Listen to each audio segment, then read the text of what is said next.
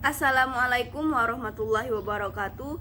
Perkenalkan, nama saya Devi selaku moderator dari kelompok 2 sekaligus pemateri pertama akan mempresentasikan hasil dari kelompok kami yang berjudul Khulafur Rasyidin. A. Masa Khalifah Abu Bakar As-Siddiq.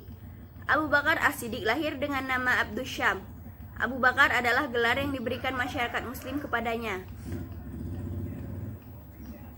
Ia mendapat gelar As-Siddiq setelah masuk Islam. Nama sebelum Muslim adalah Abdul Ka'bah. Abu Bakar adalah khalifah pertama Islam setelah wafatnya Nabi Muhammad. Ia adalah salah seorang petinggi Mekah dari suku Quraisy. Setelah memeluk Islam, namanya diganti oleh Muhammad menjadi Abu Bakar. Ia digelari As-Siddiq yang berarti yang terpercaya setelah ia menjadi orang pertama yang mengakui peristiwa Isra Mi'raj. Abu Bakar menjadi khalifah hanya 2 tahun, yakni pada tahun 634 Masehi ia meninggal dunia.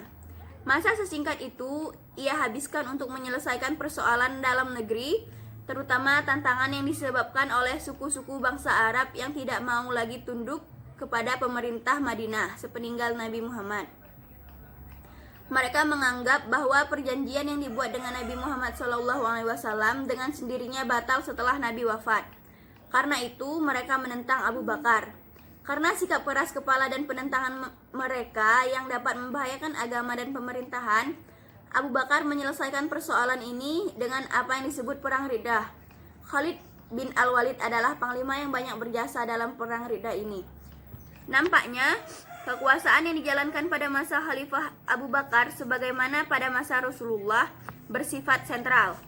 Kekuasaan legislatif, eksekutif, dan yudikatif terpusat di tangan khalifah. Selain menjalankan roda pemerintahan, khalifah juga melaksanakan hukum yang telah ditetapkan dalam Al-Quran dan As-Sunnah. Meskipun demikian, seperti juga Nabi Muhammad SAW, Abu Bakar selalu mengajak sahabat-sahabat besarnya bermusyawarah. B. Masa Khalifah Umar bin Khattab. Umar bin Khattab menjadi khalifah sejak tahun 634 sampai 644 Masehi. Umar bin Khattab adalah khalifah kedua dalam sejarah Islam. Pengangkatan Umar bukan berdasarkan konsensus, tetapi berdasarkan surat wasiat yang telah ditinggalkan oleh Abu Bakar. Hal ini tidak menimbulkan pertentangan berarti di kalangan umat Islam saat itu, karena umat Islam sangat mengenal Umar sebagai orang yang paling dekat dan paling setia membela ajaran Islam. Hanya segelintir kaum yang kelak menjadi golongan Syiah yang tetap berpendapat bahwa seharusnya Ali yang menjadi khalifah. Ketika Abu Bakar sakit dan merasa ajalnya sudah dekat, ia bermusyawarah dengan para pemuka sahabat, kemudian mengangkat Umar bin Khattab sebagai penggantinya dengan maksud untuk mencegah kemungkinan terjadinya perselisihan dan perpecahan di kalangan umat Islam. Kebijaksanaan Abu Bakar tersebut ternyata diterima masyarakat yang segera secara beramai-ramai membaiat Umar. Umar juga memperkenalkan istilah Amir al-Mu'minin atau petinggi orang-orang yang beriman. Umar memerintah selama 10 tahun. Masa jabatannya berakhir dengan kematian. Dia dibunuh oleh seorang budak Persia yang bernama Abu Lu'lu'ah yang beragama Majusi. Untuk menentukan penggantinya, Umar tidak menempuh jalan yang dilakukan Abu Bakar. Dia menunjuk 6 orang sahabat dan meminta kepada mereka untuk memilih salah seorang di antaranya menjadi khalifah.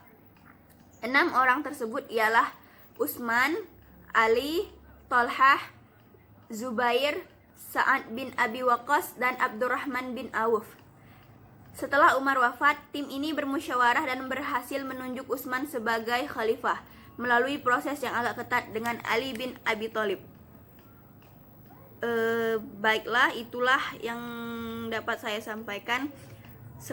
Materi selanjutnya akan dilanjutkan oleh teman sekelompok saya. Terima kasih. Wassalamualaikum warahmatullahi wabarakatuh.